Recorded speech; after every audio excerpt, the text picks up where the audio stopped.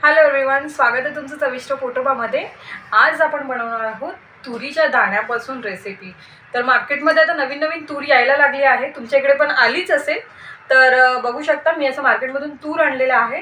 आता यापासून आपण झटपट होणारी तुरीची चटणी बघणार आहोत। तर चला रेसिपीला सुरुवात करूया, व्हिडिओ शेवटपर्यंत बघत राहा। केल्यानंतर माझे सगळे दाणे काढून झालेले आहेत, व्यवस्थित मी दाणे साफ करून घेतलेले आहेत। तर आता आपण सुरुवात करायची झटपट रेसिपीला। तर ही रेसिपी असणार आहे विदर्भ स्टाईल। आपण बनवणार आहोत तुरीची चटणी किंवा असं म्हणू शकता तुरीचा ठेचा।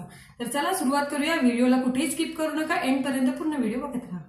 ते घ्यायचं आहे थोडंसं तेल, जास्त नाही, थोडंसंच घ्यायचं आहे आपल्याला। तेल थोडंसं गरम होऊ देऊया। तेल गरम झालेलं आहे। आता आपण हे दाणे, मी अर्धेच दाणे घेतले, मी सगळे दाणे घेतलेले नाहीयेत, तर अर्धेच दाणे मी घेतलेले आहेत। आता यामध्ये आपण व्यवस्थित तेलामध्ये फिरवून घेणार आहोत।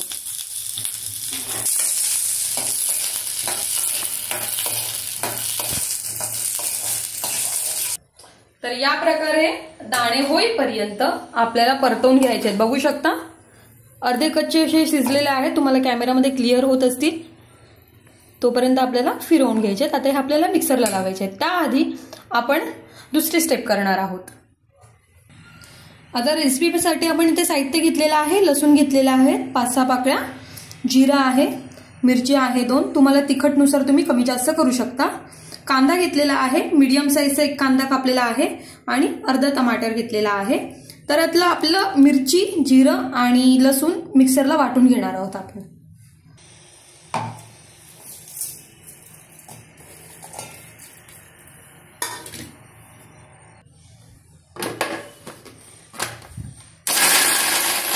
अशा प्रकारे आपल्याला कमी जास्त करून आपल्याला मिक्सर हे करायचं आहे। एकदम आपल्याला बारीक करायचं नाहीये, जाडसरच आपल्याला वाटण ठेवायचं आहे। पाटीसुद्धा आपल्याला करून मिक्सर यूज करायचा आहे। आपलं लसूण, मिरची आणि जिऱ्याचं वाटण वाटून झालेलं आहे। आता आपण करणार आहोत तुरीला, आपण मिक्सरमध्ये आपण हे करणार आहोत। पण मिक्सरमध्ये लावताना आपल्याला कधीही एकसाथ फिरवायचं नाहीये। तुरीची जेव्हा चटणी किंवा तुरीची जेव्हा आमटी करतो त्या टाइमला आपल्याला ते कमी जास्त करून असं जाडसर आपल्याला वाटून घ्यायचं आहे। तर चला आपण फटाफट तुरीला वाटून घेऊया आता।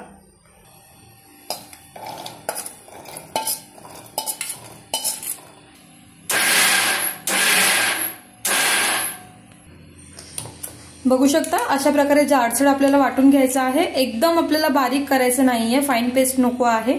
अशा प्रकारे वाटून घ्यायचं। आता आपण कढईमध्ये पुन्हा थोडंसं तेल घालून घेऊया। तेल गरम झालेलं आहे, यामध्ये आपण कांदा घालून घेतोय। जर तुम्हाला कांदा नसेल घालायचा तर तुम्ही डायरेक्ट हा लसूण मिरचीचा ठेचा वापरून देखील डायरेक्ट तुम्ही करू शकता, पण मी ते कांदा वापरते, मला आवडतो कांदा। व्यवस्थित आपण याला परतवून घेणार आहोत। आपला कांदा व्यवस्थित गोल्डन ब्राऊन झालेला आहे। आता यामध्ये आपण जे मिरची, लसूण आणि जिरं वाटून घेतलेलं ते आपण व्यवस्थित मिक्स करून घेऊया। लसूणचा कच्चा वास जाईपर्यंत आपल्याला व्यवस्थित परतवून घ्यायचा आहे। लसूण वगैरे व्यवस्थित परतवून झालेला आहे। यामध्ये आता मी टोमॅटो घालते आणि त्याचबरोबर आपल्याला यामध्ये घालायचं आहे मीठ तुमच्या चवीनुसार। टोमॅटो घातल्यामुळे टोमॅटो छान आपला नरम पडेल। आता व्यवस्थित टोमॅटो आपण परतवून घेणार आहोत। आता यामधली कांदा आणि टोमॅटोची जरी तुम्ही स्किप केलात स्टेप तरी पण चालेल। डायरेक्ट तुम्ही लसूण, मिरची आणि जिऱ्याचं पेस्ट टाका आणि डायरेक्ट तुम्ही हळद टाकून, मीठ टाकून तुम्ही यामध्ये तूर टाकू शकतात। टोमॅटो नरम झालाय, यामध्ये टाकायची आपल्याला थोडीशी हळद, जास्त हळदीची गरज नाहीये। हळद व्यवस्थित मिक्स केली का आपण हे जे वाटून घेतलेलं आहे तूर, ती व्यवस्थित आपण यामध्ये मिक्स करून घ्यायची आहे। सगळी यामध्ये मी टाकून घेतली आहे। आता व्यवस्थित याच्यामध्ये आपल्याला मिक्स करायची आहे। व्यवस्थित मिक्स करून घेते मी। व्यवस्थित मिक्स करून झालेलं आहे आपलं। यामध्ये आता आपण थोडंसं पाणी घालूया, जेणेकरून छान मॉइश्चर येईल याच्यामध्ये, आणि याला आपण आता व्यवस्थित झाकून ठेवणार आहोत।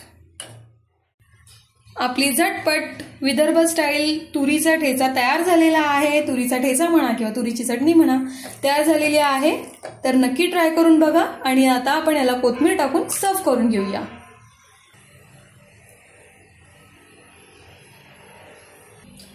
आपली झटपट अशी विदर्भ स्टाईल रेसिपी झालेली आहे। तर तुम्हाला व्हिडिओ कसा वाटला तो कमेंट बॉक्समध्ये मला सांगा।